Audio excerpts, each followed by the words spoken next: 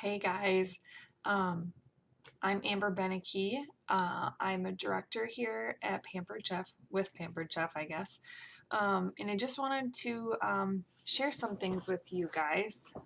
Sorry, it's, come as you are Monday here at the Beneke household. Anyway, I just wanted to talk with you guys about recruiting and building your teams. I think that that is a little bit scary for a lot of people. And I remember being one of those people. So I just want to share with you a couple things that I've shared with my team and that have really helped them. So, first off, the word recruiting feels kind of gross to me. I don't know.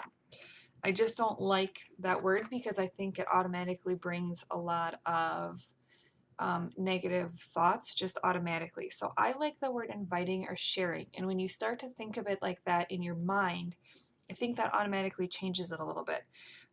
Because really, what is it? Think back over your time in Pampered Chef. If you've been here a while, or maybe you're a little bit new, if you're new, think about your goals and the things that you want to accomplish in your business. Think about all the paychecks you've gotten, big or small, but all put together, not too shabby. Think about all the products you've earned or the discount that you enjoy. Do we have any trip earners here? Has anyone earned any trips? Are you going on a trip? Do you want to go on a trip? So, I mean, free vacations, friendship, sense of purpose, maybe trainings that you've gotten that have improved you in other areas of your life beyond just your Pampered Chef business. Maybe a sense of belonging. You found your purpose, you found something you're passionate about. How about all that you've been able to share with other people, whether it be your friends and family, your own kids, your own immediate family, like cooking tips, improved cooking, better quality of cooking. I mean, on and on and on. My list could go so long. And that's really a lot of stuff when you start to think about it like that. Like, what have you personally gotten since you've started Pampered Chef? Now, imagine if the person who asked you had never asked you. Um, no paychecks, no products, no experiences, no friendships that you've developed within your business and within your team. And I don't know about all of you guys, but that makes me pretty sad because Pampered Chef has really touched a lot of areas in my personal life. Um, what I've already gotten from my Pampered Chef business is so much more than I could ever put a value, like a number value on. Um, and it's definitely more than I ever thought or expected when I got that kit. Truly, I never thought I would be a director and have my own team and all the things that I've accomplished. I mean, so let's just be honest here for a minute. Sometimes not asking people to join your team, it really is selfish, you guys. And I know that you're probably going, hey, I'm not selfish. And I'm sure that you're not. But I'm sure you've never thought of it like that because um, I think we just don't want to as people. We just don't want to think of ourselves as being selfish. But if you're not asking every single guest that you come in contact with, then you are being selfish. And here's why. When I joined Pampered Chef, we had just had a house fire. We lost every single Pampered Chef item that I had spent, whatever it was, 10 or 12 years acquiring. And I was devastated. I mean, kitchen is my happy place. Cooking is where I feel comfortable. My grandma raised me, and that was what we did. We cooked in her kitchen every day, all the time. So it wasn't just kitchen products, it wasn't just quality products, it wasn't just Pampered Chef stuff. Um, it was more than that to me. And for the sake of time, I'll just leave it at that. Um, at any rate, I couldn't afford to replace everything that they had thrown away, even though we had insurance. Our insurance check just didn't go that far. Because I mean, imagine 12 years of Pampered Chef stuff. It was a lot of money. Um, so I had a show, and the person who did my show, of course, had asked me if I wanted to join. And I had done many other direct sales business in my life. And I just thought, this is not something I'm interested in, and I just don't want to do this. However, that person explained to me that this would be the best way to rebuild my stock. And I agreed that if I wanted that stuff back, which I did, that this would be the quickest, easiest, and fastest way to do it. So I did sign eventually.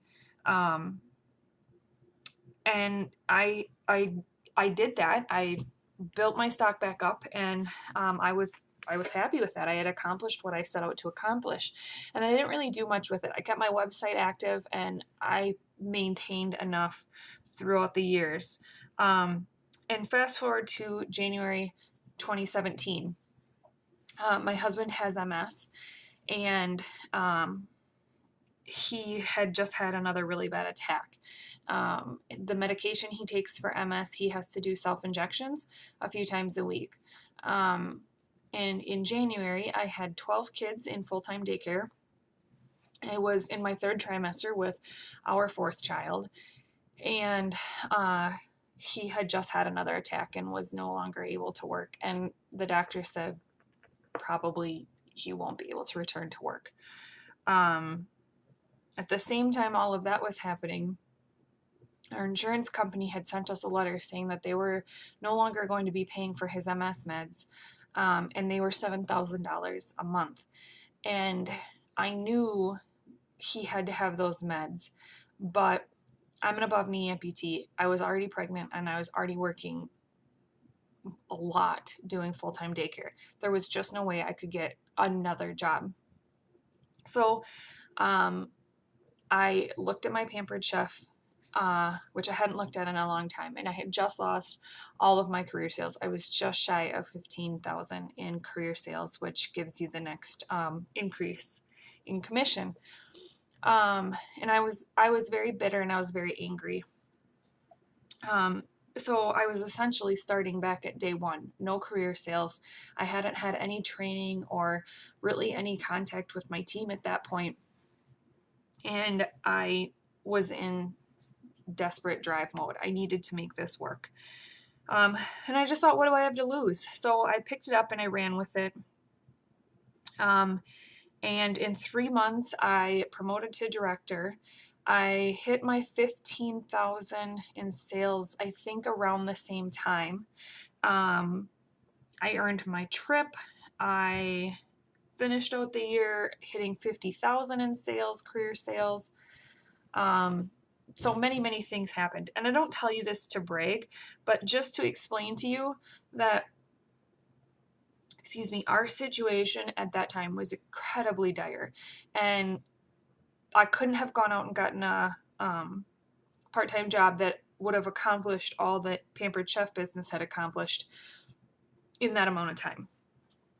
So my point to all of this is that if that person who did my party all those years ago had never asked me to start my Pampered Chef business, it wouldn't have been there when I needed it, and I needed it. So, you never know who's going to be your next rock star. Maybe somebody on your team who you thought was a kidnapper, maybe someone who fell off your roster already. You just don't know. And B, you don't know what their story is or what their story will be. You don't know what's going to happen in their life where this is going to come into play. Now, I want you to imagine you're at your next show, whether it be cooking or virtual. I promise you, there is somebody attending that show who needs Pampered Chef and wants to join. But they're not going to come right out and tell you that, because we just don't.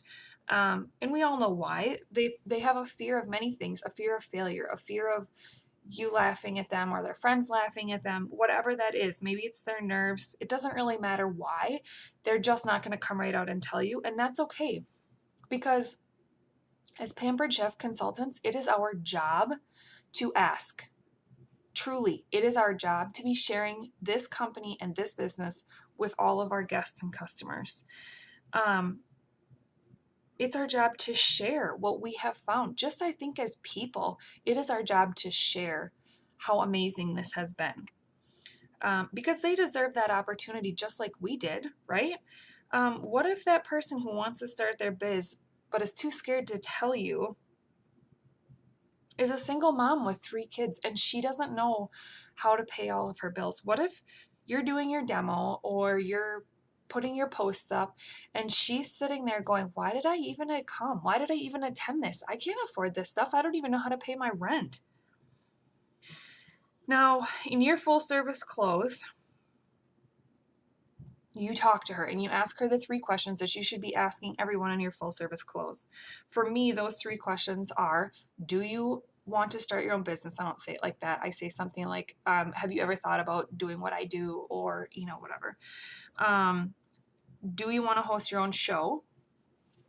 And you can build off of that. And then the third one I ask is, do you know anyone else who might like to have a chat with me? And then she finally shares, I'd love to find something I could make some extra money at, to help pay my bills, but I don't want to be away from my kids anymore. She would be a great addition to your team. She has drive, purpose, and an amazing why.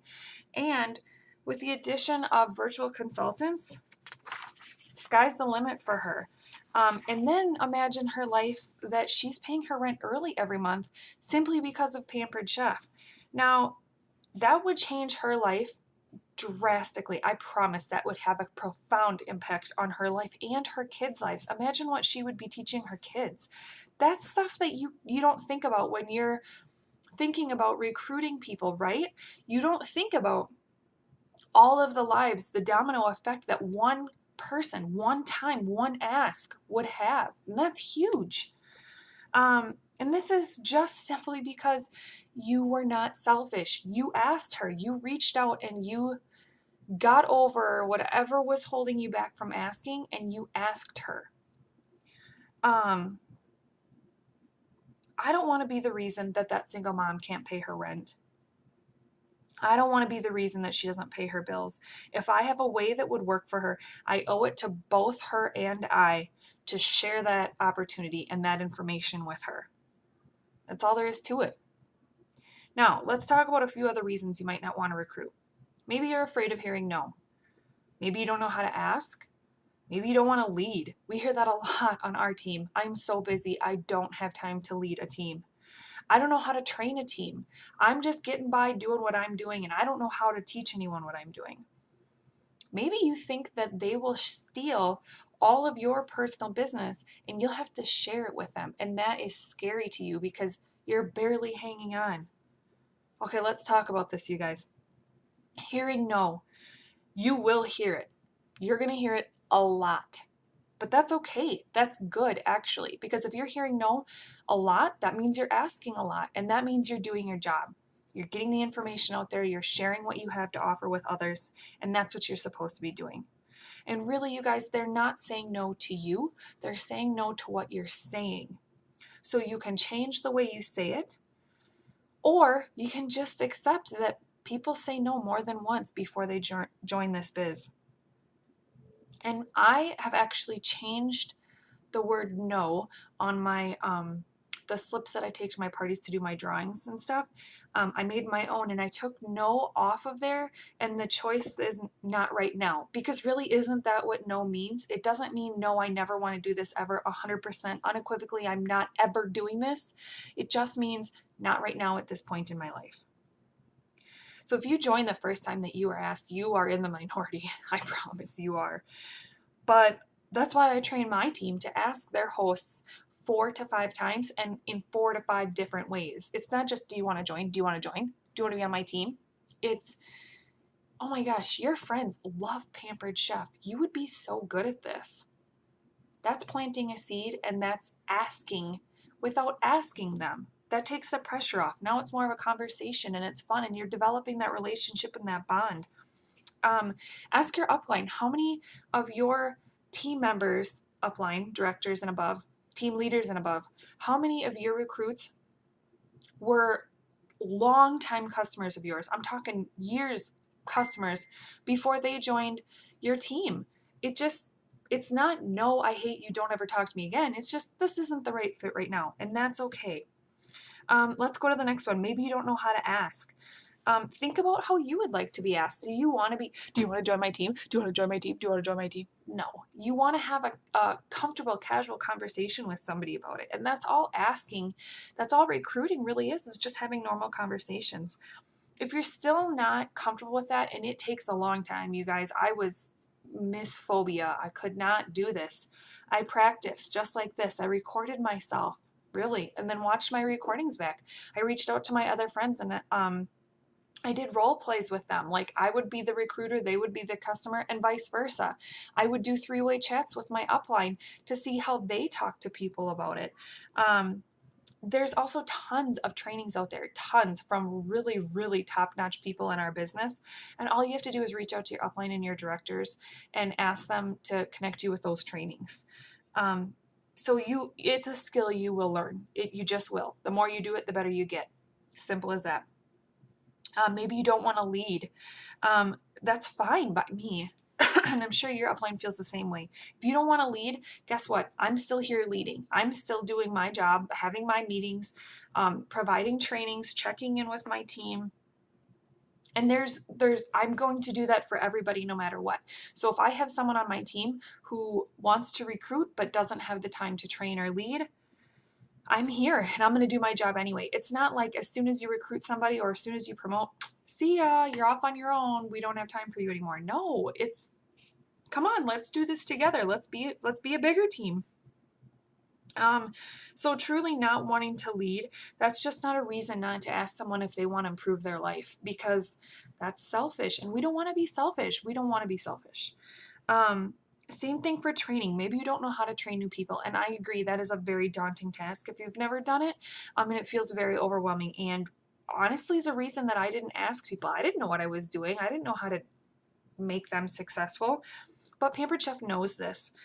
They've stuck a ton of money lately into developing a program that you guys, it will literally do your job. And they'll tell you what you have to do in that program to do the training. And again, if you don't know, if that step-by-step process is still a little overwhelming to you, use your upline. They want to help. They do. So use them. They're there. And now the big one, the last one, and I hear this a lot on my team too. There just isn't enough business for me and a team. You guys, two of my team members are my sisters. And a third sister, three, that would be four of us in one family, are doing Pampered Chef. Why? Because if you take out our common people, our family, and handful of people that we all know, there is still a huge customer base, you guys. Huge. There's so many people that only one of us knows that there is enough business for that many people in one family to have successful businesses. Now, we're not all on the same level, but we don't want to be. So we each get what we want out of our business, and it works really well. And now I know you're thinking, well, that's great for her, but that just wouldn't work for me. I live in a community of like 3,500 people. And my upline, if any of you know, or you will know, my upline is Anthony McClellan. Yep, that's my competition in our small town of 3,500 people. So in our small town of 3,500 people, there's two directors, myself and Anthony. That's what I'm working with. And two team leaders, and there's multiple consultants. I'm not even sure how many consultants are in our town here, but we have quite a few. And do you know why? Do you know why we all have successful businesses and get what we want out of this? Even though I am sharing the population with Anthony McClellan, it's because go to Google Maps, pull up Google Maps, and I want you to look at the aerial map. Whoa, that was painful. I want you to look at all those rooftops, right? Those are all kitchens and families. Okay, each one of those little roofs is a kitchen and a family. They all prepare food, they all consume food, and that's a lot of people. That's a huge customer base, and there's no way that just one of us could honestly service all of those kitchens. Now, again, go back and think about, yeah, we have a lot of people in common in this same small town, but what about outside of this small town? What about the people that I know that Anthony doesn't know? And when you put in virtual, man, how many people do I know online that Anthony doesn't know online? A lot. Okay. So when you think about it that like that, and that's what I tell my new team, because I do hear that a lot, like, oh, I love to do this, but I don't want to compete with you. You're not. You're not competing with me because you know what? Let's be honest. That potential new team member, there's people in their life who would be more than happy to do business with them, but will never do business with you. And there's nothing wrong with that. That's not a personal thing. It's just the nature of the business. So by bringing that person on, you're not losing business because you would have never had that business in the first place, but you are gaining, right? Because there's a lot of perks that come when you have a team. And let's talk about those. What are you going to get when you have a team? How about the joy of helping someone else? That feels good. It does. Pride when you see them succeed and reach their goals. That to me is like one of the biggest things. When I see them reach their goals and see how happy they are and see how proud when they think they could have never done that, that's awesome, you guys. And of course, the bigger paychecks. You get overrides on your sales and your team sales, and those types of things start with one recruit, one team member, you guys. And then you can keep moving up. There's overrides, bonuses, trip points, reduced trip points at director and above, and on and on and on. Just look at the career plan. And really, you guys, when you think about it like this, when you think about all the things that I've just shared with you, the question isn't really why should I recruit? It's why aren't you recruiting? Why aren't you sharing this with people? Because you both deserve that. You do. So that's all I have for you guys. I hope that you have found some value in this and that maybe it's put things into a little bit different context for you. And that it gets you thinking and gets you asking because trust me, it's worth it. It is. All right, you guys, have a great day. Bye.